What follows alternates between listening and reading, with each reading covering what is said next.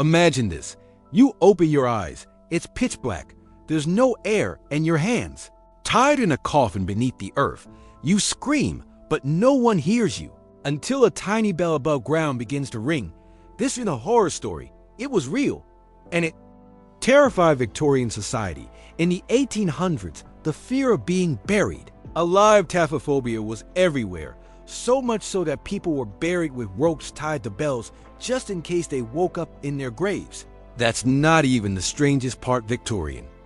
Women fainted constantly, not because they were weak, but because of tight corsets. Emotional repression and bizarre social rules. Homes had entire rooms just for fainting. In this video, you'll learn why fainting was so common among women in the 19th century, how society's fear of premature burial led to strange and dramatic inventions, and the real story behind the phrase "saved by the bell." You will uncover forgotten patents, funeral customs, and chilling stories that most people have never heard. So stay with us until the end as we untangle one of the most unusual and eerie chapters in Victorian history. Welcome to History Screen, where the past comes alive.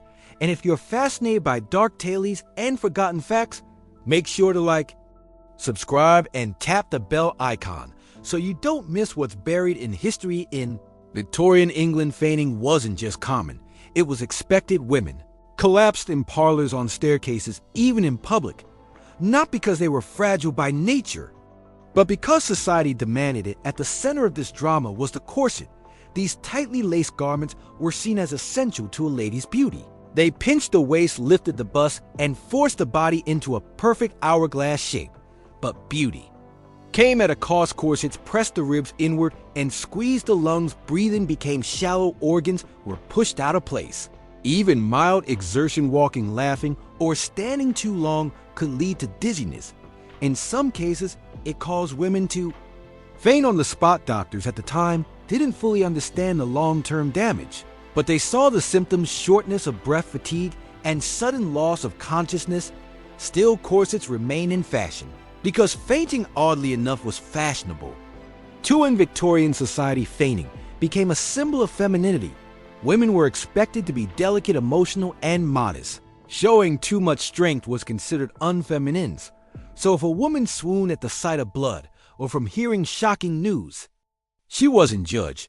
She was admired. It meant she was sensitive, ladylike, proper. Some women may have even exaggerated their weakness to meet these strange ideals. Others had no choice, trapped in tight corsets with limited oxygen. Upper-class homes were often built with a special space known as the fainting room.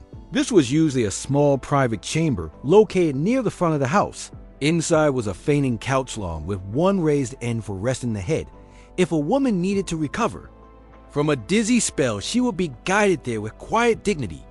The idea was to protect her from embarrassment, but it also made fainting seem routine. Even desirable literature and art of the time reinforced this image. In romantic novels, heroines frequently collapsed in times of stress or heartbreak. Paintings showed pale-skinned women slumped over in beautiful gowns surrounded by worried onlookers. The message was clear: to be a lady was to be fragile. It wasn't just corsets that caused the fainting. Either women were kept in tightly controlled environments. They were discouraged from sports, from science, from speaking too boldly. Many were told not to read too much. Doctors warned it could strain the mind. Emotions had to be contained. Their bodies compressed, their opinions silenced. Fainting became an outlet, sometimes the only form of rebellion allowed. But behind the beauty and manners, there was real suffering. Tight clothing, physical pressure, emotional stress, all woven into the fabric of daily life. Fainting for many women was more than a performance. It was a physical consequence of society's expectations. In the Victorian era, death wasn't just feared. It was misunderstood. Medicine was still in its early stages.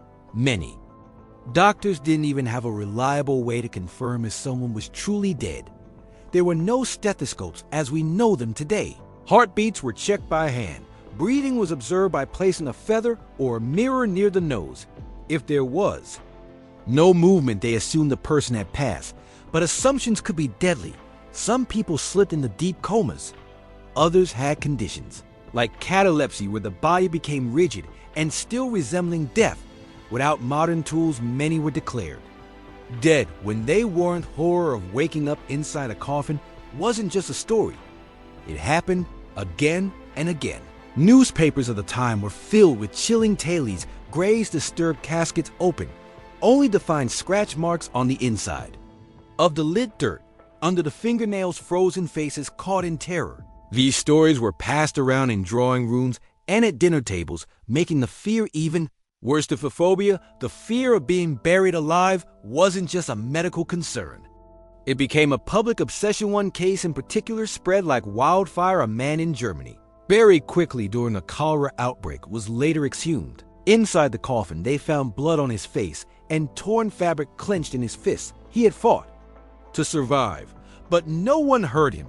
That story made its way into pamphlets, journals, and even children's books as a warning of what might happen if doctors made a mistake. In England and America, these terrifying tales led to what some call burial.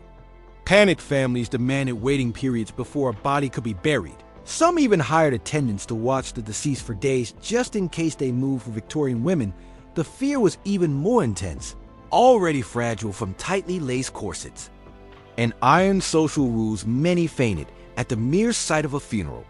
Some collapsed when the casket was lowered into the ground.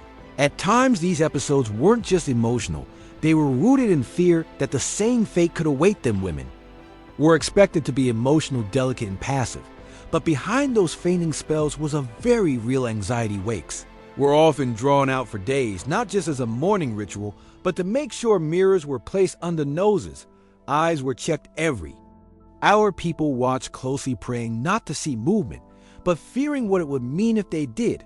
The media added fuel to the fire. Victorian tabloids printed rumors of living corpses and buried children heard crying underground. In 1896, a story ran in an American paper describing a woman whose body was exhumed, found turned onto her stomach, her hair torn out, her mouth frozen in a scream. Though some stories may have been exaggerated, they were believed, and that belief shaped how people thought about death. In such an uncertain world, fear became invention's closest ally, and the line between life and death grew thinner than ever. The Victorian era wasn't just obsessed with death, it was terrified of it going wrong. By the 19th century, a strange fear had taken root across Europe and America. It was called taphophobia, the fear of being buried alive, and it wasn't as irrational as it sounds. With medicine still in its infancy, it was often hard to tell the difference between someone in a coma, a deep faint, or actually dead. Doctors didn't have the tools we take for granted today. There were no EKG machines, no brain scans, not even reliable stethoscopes. People were declared dead based on whether they were breathing or moving, and sometimes they weren't quite done with either. Newspapers told terrifying tales of people waking up in their coffins, some even clawing at the inside of the lids. Grave robbers who dug up fresh corpses to sell to medical schools occasionally found scratch marks and twisted limbs. These stories only added fuel to the public's growing panic. So society did what it always does when fear strikes: invented the result, a bizarre boom in something called the safety coffin. These weren't ordinary wooden boxes. They were modified survival kits for the undead. By the mid-1800s, over 100 safety coffin patents had been filed in the United States alone. One of the earliest was by Friedrich Eisenbrand, who proposed a system in 1843 where the buried person could ring a bell from inside their grave. But it didn't stop there. Some designs included air tubes leading to the surface in case the buried person woke up gasping for breath. Others added bells, of course strung from the corpse's hand or tied to a finger. If they moved, the bell would jingle above ground, alerting a watchman or caretaker. Even more elaborate coffins had viewing windows, so mourners could check in on the body, just to be sure. Some included escape ladders hidden inside the casket. A few even rigged up flags or spring-loaded covers that could be triggered from below. It was morbid, but it was also genius. One of the most theatrical promoters of these contraptions was Count Karnas Karnicki, a Polish nobleman and inventor.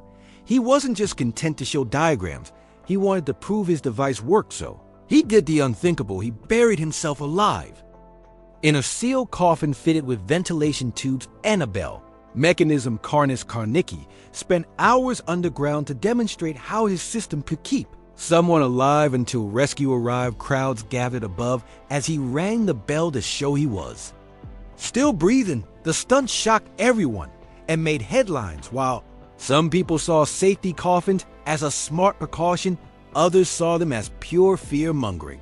But one thing was clear: the public's terror of premature burial had reshaped the way people approached death, and so Victorian cemeteries became dotted not just with graves, but with bells, vents, and devices designed to rescue the not quite dead.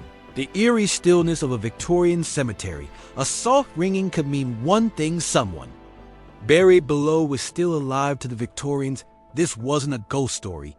It was a real fear, one so deep that it led to the invention of safety coffins, caskets designed to give the supposedly dead a second chance at life. These special coffins had strings tied to the wrists or fingers of the deceased. The other end of the string ran up through the soil and was connected to a bell above the grave. If the person woke up underground, even in panic, a small tug on the string could cause the bell to ring. A watchman or graveyard shift worker would listen for the sound signaling a life not yet lost. The invention of these coffins wasn't a one-time idea.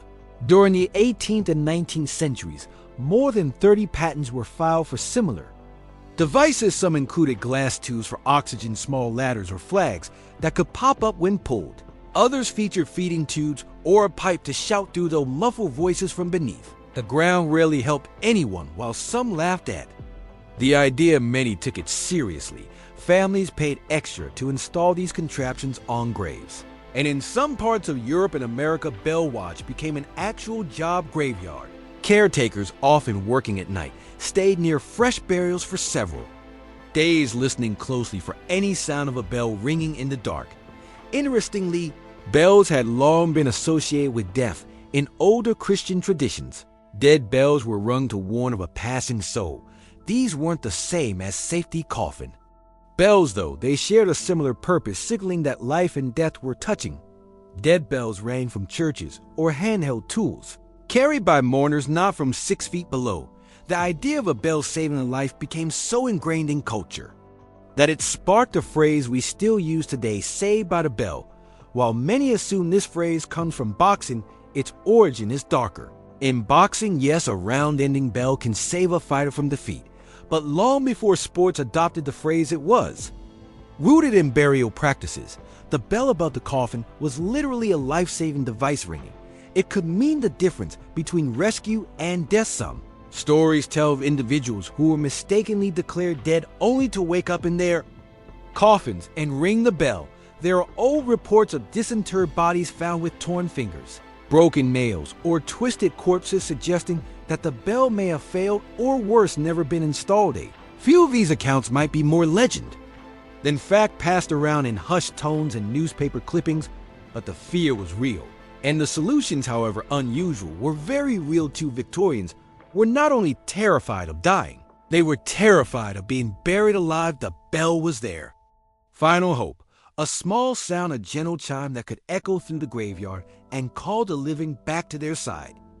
Even today, in some old cemeteries, you can find iron cages over graves, small tubes peeking out from headstones, or even the rusted remains of bell wire, silent relics of a time when people feared not just death, but the chance of waking up after it. In Victorian times, death was never rushed after someone passed. Families held long wakes, sometimes lasting days. It wasn't just for mourning. People wanted to be sure the person was truly gone.